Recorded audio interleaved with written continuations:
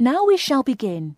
You should answer the questions as you listen, because you will not hear the recording a second time.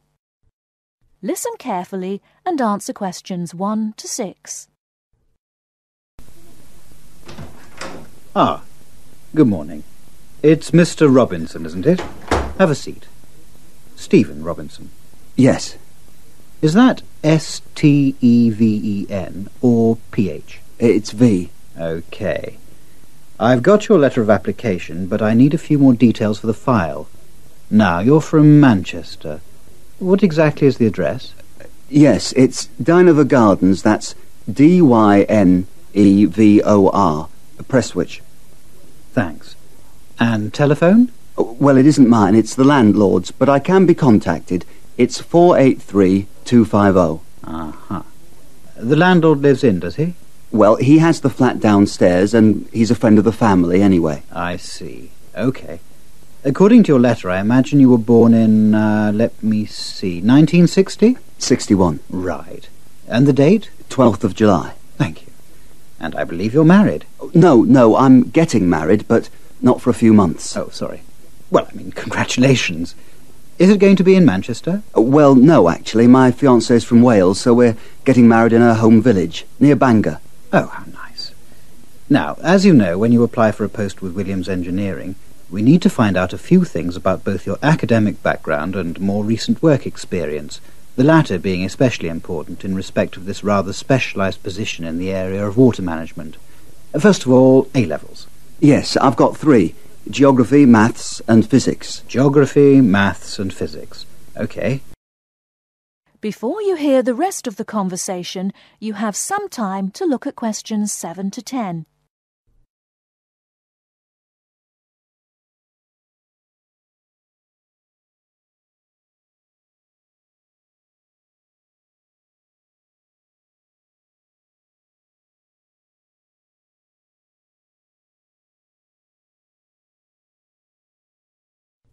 Now listen and answer questions 7 to 10. And what about your degree? I went to Sheffield University and got an engineering degree, with water management as my specialisation. Uh-huh. And as for work experience, I started out after graduating in 1986 in China, working for the Chinese government. Did you work as a volunteer? No, I did get a nominal salary. It was a 2-year irrigation project. That sounds fascinating. How did you organise that? You say it wasn't a British company, then? No. My university had links with a Chinese engineering university, so it was organised at that level. And after that? Then I came back, moved to Manchester, and have been working with Latimer Engineering since then. And what exactly are you doing for Latimer? Oh, I'm working in irrigation again, this time as a project research assistant. Great. I've got your details. Now let's move on to a more general discussion about what we're looking for.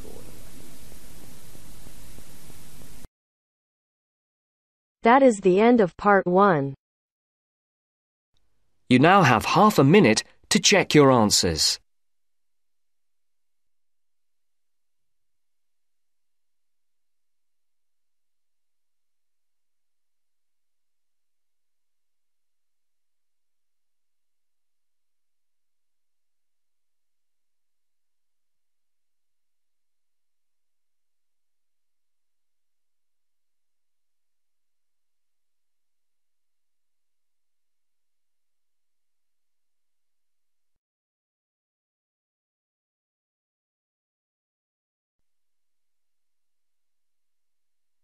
Now turns to part 2. Part 2. You will hear some students talking about an assignment. Listen carefully and answer questions 21 to 25. First, you have some time to look at questions 11 to 15.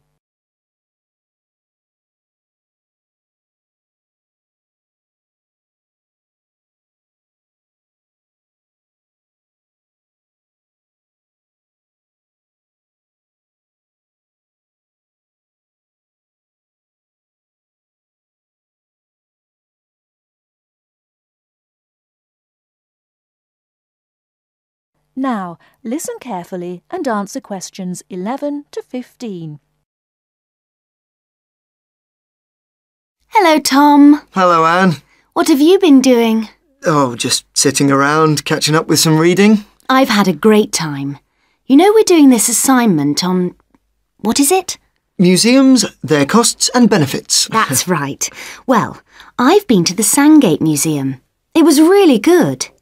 These local museums are really interesting because they connect people with the history of one special place. We all know about kings and emperors and battles and wars, but local museums tell us about the everyday lives of ordinary people, and that's why they are so important. I'm not so sure about that. I think they are of interest, but they're so small that they can't give a true picture. They do their best. I don't really agree. They do give a true picture, but perhaps not a full picture. It's the truth, but not the whole truth. I think the smallness is the number one problem. Because they're small and local, they attract few visitors. That's why they have so little money. And because they have little money, they can't buy or maintain many really interesting exhibits. As a result, the shop is almost as big as the museum to try to raise money by selling souvenirs, postcards, sweets and so on. I think they find it difficult, but not impossible. And don't forget, they get a lot of their exhibits free from local people. There was this boat, for example, that was fantastic. Really? What was that? There was a massive fishing boat, a real one, about 100 years old, and you could walk on it and get the feeling of what fishing in those days was really like. Sounds quite good. But I've always found that these kinds of museums are a bit dingy.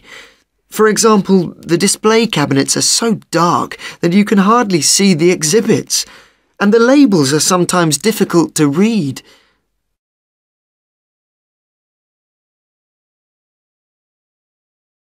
Before you hear the rest of the talk, you have some time to look at questions 16 to 20.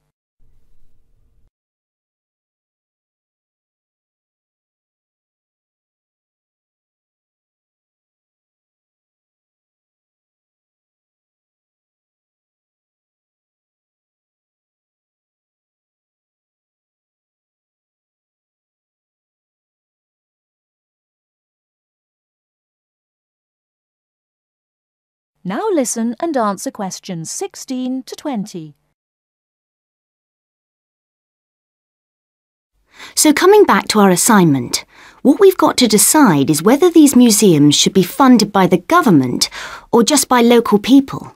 I think it depends entirely on what kind of museum it is. How do you mean? Well, take local history museums. They are small, so they won't survive without financial support.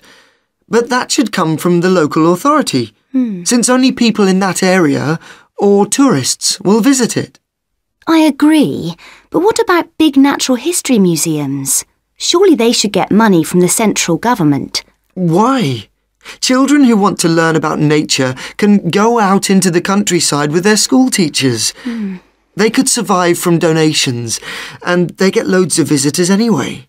The state should spend more on science museums, since not enough people are studying science these days. I'm not so sure.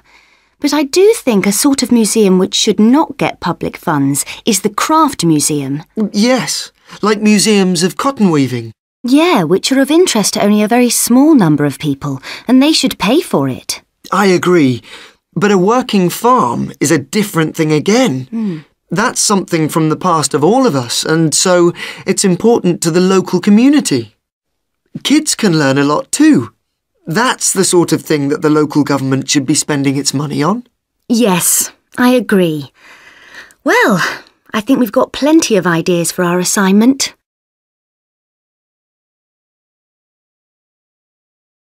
That is the end of part 2. You now have half a minute to check your answers.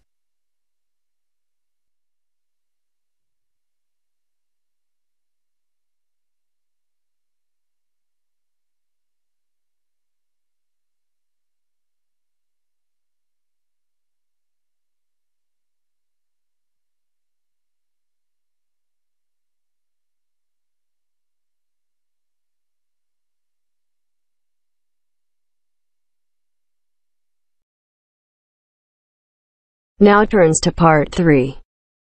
Part 3. First, you have some time to look at questions 21 to 26.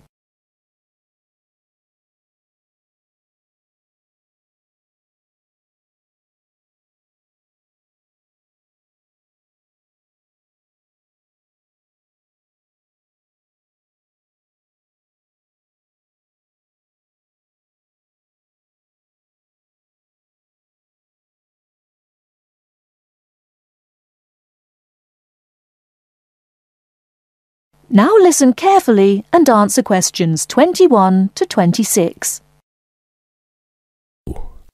So, what was it like in your school then, Lynn? Well, South African schools are very different from schools in Australia. For a start, children don't start their schooling until they are 7, quite a bit later than schools in Australia. What about New Zealand, Gail? We're more like Australia. I can't believe children don't go to school until they're 7. When do the parents get any free time? Well, there's still the availability of kindergartens or play schools. It's just that formal education doesn't start until later. I don't think it's such a good idea for children to have to be too academic at such a young age. They should be able to just enjoy themselves. Well, yeah, but the first school children go to isn't really very academic. It's just an opportunity for children to learn a few basic social skills by playing and learning with other children. Yes, I'd agree with that. I guess being so close, Australian and New Zealand schools must be similar then. Well, I suppose they do share a lot of similarities, but there are also some differences. For example, children in New Zealand go through intermediate school, but in Australia there's only high school. That's right, isn't it, Pat? Yeah, I think so. What about South Africa, Lynn? Do you have an intermediate or high school? Oh, high school. And now the difference between Australian and New Zealand education is that although both countries have state schools and private schools, our private schools are very often run by religious groups, whereas New Zealand schools are secular. That's not true. There are quite a few religious schools in New Zealand. Oh, OK, maybe we are similar. Only a few South African schools have any religious connection, so I guess we're different. Most people go to state schools. Pat, is it true that some people from your country don't have to go to school at all? Well, that's partly true. Because of the geography of Australia, there are a lot of children who do not have access to schools, at least on a regular basis. Instead, they have a form of correspondence education, where the lessons are actually on the radio and the students send their work in by post. That way they get a lot of what they would if they were in the classroom, apart from the interaction. In New Zealand, not all students have to go to school either. Some parents have opted for homeschooling. Oh, is that like correspondence teaching? We don't really have that. Well, we do have correspondence schools, but homeschooling is different. With homeschooling, the parents teach the children and set them homework. They have to present a syllabus to their local education authority before they can do that, but it is becoming a more popular choice for some parents. I suppose it also suits parents' own commitments. I mean, they don't have to worry about collecting their children from school, and they can always teach over the weekend or in the evening if they want to. Is the school day normally quite long then? Not in New Zealand, but I think it can be in Australia. Yeah, that's right. I think Australia is unusual in that there are extracurricular activities which you have to go to.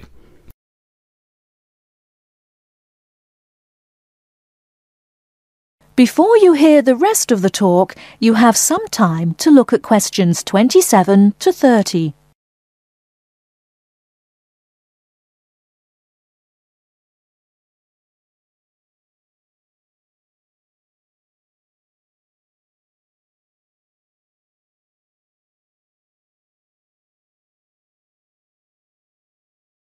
Now listen and answer questions 27 to 30. These are normally sport activities, but there are a few other options. We have activities after school for any student that is interested, but they aren't compulsory. What about in New Zealand, Gail? I had to do some sport every week. I didn't really like it, but it was part of the school day, so I guess that's not so bad. Anyway, I spent 2 years at boarding school, so things were a little different. Boarding school? What was that like? Well, the thing I remember most about it was the strict dress code. There were restrictions on everything. You had to wear a school uniform almost all of the time, and it had to be cleaned and ironed. The length of your skirt had to be no less than 1 inch above your knees when kneeling down. Sometimes we used to go out on school trips or just at weekends with a few friends, but whenever we were outside the school we had to wear a hat. There was one teacher who always used to give me extra homework because my socks weren't pulled up. and that was in the school late in the evening. I suppose it wasn't that bad, but at the time it felt like a prison. I kept getting into trouble for something. Most of the time I forgot something, normally my school badge. We had to wear that all the time, in the school and out, because it had our house colours on it. Wow, that doesn't sound like much fun. No, but it was a good education, I suppose.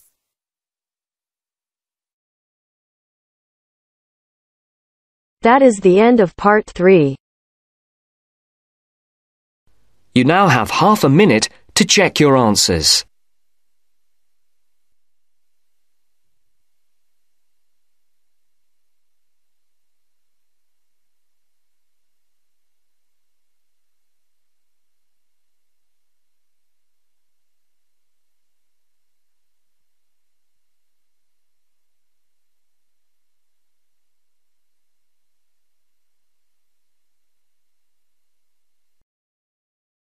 Now turns to part 4.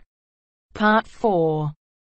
I've asked you here just to remind you about this Friday's field trip. First, you have some time to look at questions 31 to 40.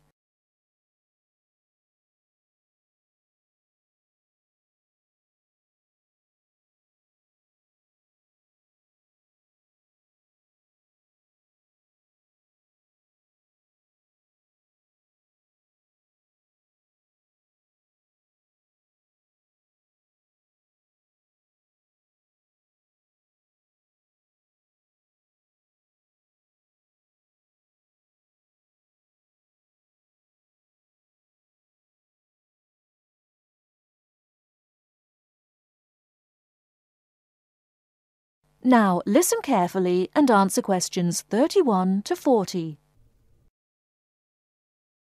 OK, I'd like to keep this meeting as brief as possible, as I'm sure we all have things to do. I've asked you here just to remind you about this Friday's field trip. This is the first of many field trips you'll be going on, so there are a few rules I'd like to make clear now. Most importantly, I want you all to remember that simply because you are leaving the college does not mean that you are not studying. This is an essential part of your course and should be treated as such. There will be 2 assignments for you to complete whilst you are there, and some extension work you will be expected to do over the weekend, so I suggest you all pay attention on the day. Moving on, remember that we are going to a salt marsh and must dress appropriately. High-heeled shoes and t-shirts are not what I consider appropriate. You need good footwear, preferably boots, and you should bring a waterproof jacket as the weather is unpredictable. It would also be a good idea to bring a change of clothes. There is a chance you will get wet, and a 3-hour return journey in damp clothes is nobody's idea of fun. We will be on the marsh from about 10 o'clock to about 4, so you'll be given a light lunch. However, if you want to bring any snacks with you, then please feel free to do so, although we will be stopping for dinner on the way home. Now, this is the 4th time the college has been to Park Drive Saltmarsh, and so far we have never lost a student. However, remember that there are 28 people going, and if you are late, you will be keeping myself and your colleagues waiting, and at that time in the morning you will not find me very forgiving. Please try to arrive a few minutes before 7. If you are not here on the hour, you risk being left behind. For those of you who are being collected in the evening, you can expect to be back here between 8:30 and 9 p.m. But do warn whoever may be coming for you that the traffic is unpredictable and it may well be later. Before you go, I'll hand out your assignment papers and briefly explain what you have to do. Now, on the first page, all you are required to do is identify the flora and fauna on the page and find an example in the salt marsh. As I told you on Monday, you will need a camera for this. I recommend one of those disposable cameras rather than something more valuable, as the marsh can get very dirty. Now on page 2, you'll be looking more at the bird life on the marsh. You should be able to see what you have to do for this assignment, but there will be plenty of time on the way there to ask any other questions. Well, we'll stop there and I'll see you all on Friday morning. Oh, before you go, just a word of caution. The plants are there to be seen and photographed only. Remember that this is a protected site and we will have to get permission for this trip. If there are any problems, we may not be allowed to go again, and you will be spoiling the opportunity for other students. OK, if you have any questions, come and see me later today or tomorrow. That is the end of part 4. You now have half a minute to check your answers.